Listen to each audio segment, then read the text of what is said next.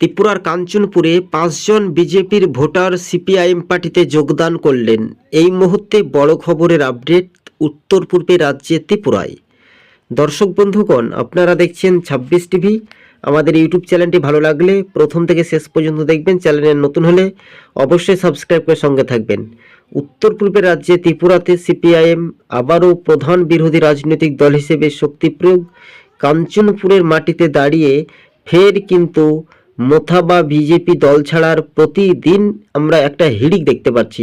তাই সিপিআইএম আবারও পুনরায় শক্তি প্রয়োগ করল রাজ্য রাজনীতির মাটিতে দাঁড়িয়ে উত্তর পূর্বের রাজ্যে ত্রিপুরার কাঞ্চনপুর থেকে।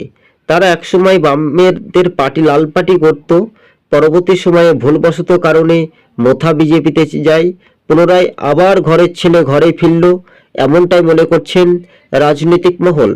আজকে ছিল আমাদের এই পর্যন্ত প্রতিবেদন। ২৬ টিভি ইউটিউব চ্যানেলটি ভালো লাগলে সাবস্ক্রাইব করে সঙ্গে থাকবেন। ধন্যবাদ দর্শক।